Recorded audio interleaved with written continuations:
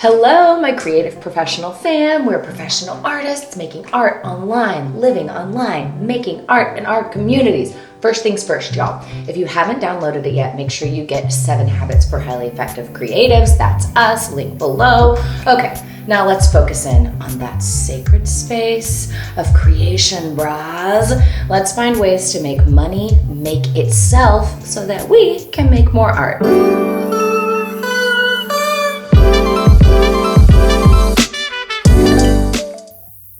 Okay, listen, I'm not here to be an expert or a millionaire because let's be honest, I'm neither. But I do have a few tricks built into my business systems to surprise myself with a few bucks every now and then. So there are people who do these same things all over the internet and they don't have to be as hard to get off the ground as you think they are.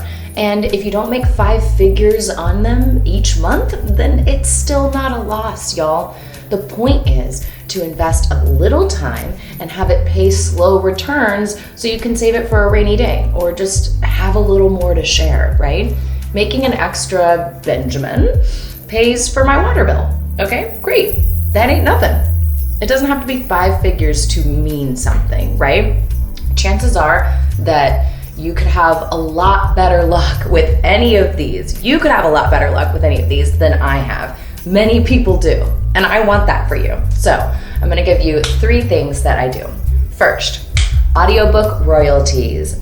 Listen, y'all, I gotta be honest, these aren't huge. I'm not rolling in royalty dough, but I love seeing surprise payments in my bank account books from time to time, from books that I've narrated over the years. It makes me smile to know that like the stories I read years ago are still giving people joy and people are still listening to them. It's happening on autopilot long after I've reached the last page of the manuscript. A few years ago, I transitioned over to a higher PFH, per finished hour rate, that I typically, so I accept that instead of the royalties, but I'm considering doing more of like a royalty share plus on books. That means like I get paid a lower PFH when I finish the book, but I get royalties later because I just love seeing surprise money in my bank account, y'all. It's a bit of a gamble, this kind of thing, because you kind of choose one or the other, but it reminds me that there's always enough to go around, right? Okay, the second way that I make money on autopilot is courses. Listen, I'm a teacher first and foremost. It's my favorite thing. So a few years ago, I started filming courses. They're nothing fancy, y'all. I film them on my phone for the most part. I've taught these courses in person and then I just translated them to film because I got good feedback in person and I figure, hey, what's the harm in putting this online to help somebody else?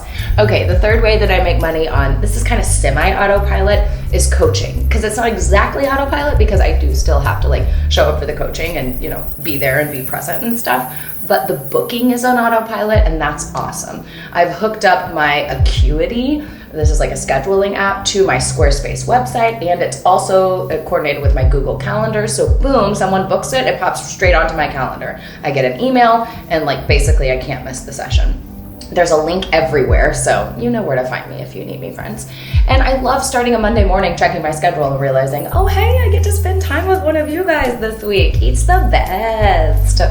Anyways, that's the 3 ways that I've set up my business to accept money for me on autopilot. The universe does the rest, and I just accept that money.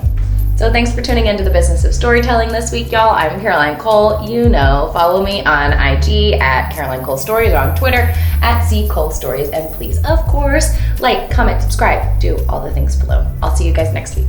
Bye.